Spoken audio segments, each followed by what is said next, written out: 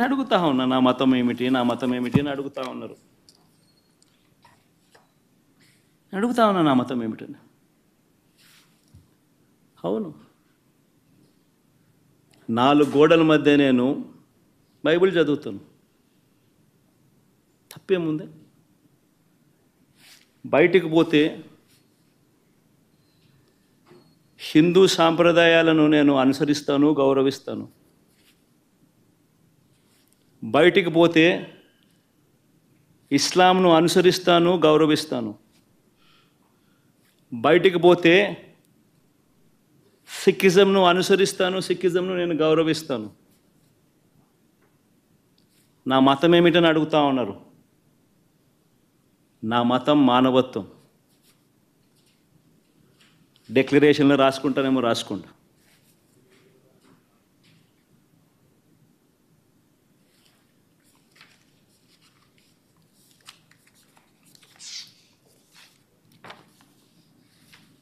భారతదేశం constitution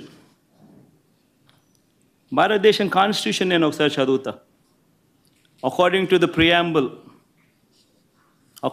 preamble, India is a sovereign, socialist, secular, democratic republic. Secular అనే పదానికి అర్థం తెలుసని అడుగుతా ఉన్నా. గుడికి పోయే వ్యక్తిని నువ్వు ఏ మతము అని అడుగుతా ఉన్నావు. ఏ మతము అని చెప్పకపోతే గుడిలోకి ఎంటర్ కాకూడదు అని అంటా ఉన్నావు. సెక్యులర్ దేశం అని చెప్పి చెప్పుకుంటా ఉన్నాం.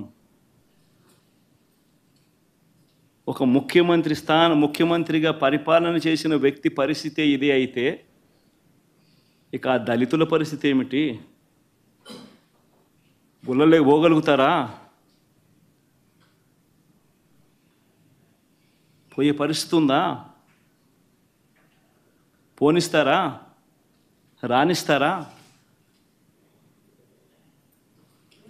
ఏం చేస్తా ఉండు? రాజకీయ పార్టీకి ఉండవలసిన లక్ష్యాలు మీకు ఉన్నాయా?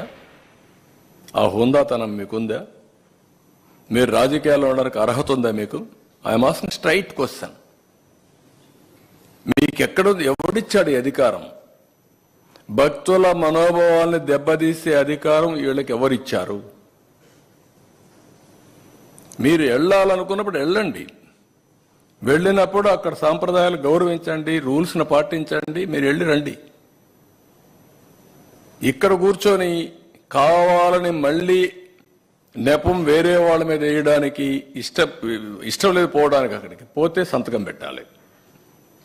సంతకం పెట్టేది ఇష్టం లేదు. సంతకం పెట్టకుండా దౌర్జన్యం చేయాలి. దౌర్జన్యం చేయడానికి వీలు లేదు. కాబట్టి మీ యొక్క సమస్య అది. We are very clear. నేను అదే చెప్పాను మొన్న మీకు అందరికీ. నేను ఒక చట్టం తీసుకొస్తున్నాను.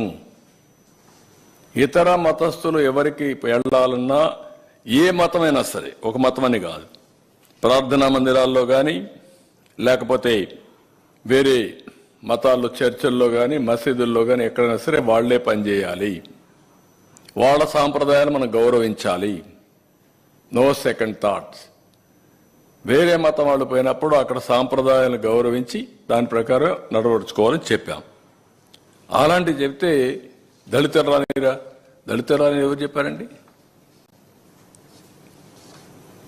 ఎవరు చెప్పారు మీకు? దళితులు రాని ఎవరు చెప్పారు? దళితులు పోవడం లేదా టెంపుల్లోకి? అంటే మీరు పోకుండా మీరు పోని దానికి కారణం మీరు ఎత్తుక్కుంటూ కావాలని బురదేసే కార్యక్రమాన్ని చేస్తూ మీరు ఇంకొకరిని మాట్లాడడానికి మీకు అర్హత ఎక్కడ ఉందండి? Why you are talking all? అందుకే నేను చాలా స్పష్టంగా చెప్తున్నా, ఇతనికి ఒక అలవాటు అయింది రాజకీయాల్లో. ఒక క్రెడిబిలిటీ, విశ్వసనీయత లేదు. చెప్పిన తప్పే చెప్తా ఉంటాడు. నేనేదో చెప్పానంట. నేను చెప్పలా. This is the report.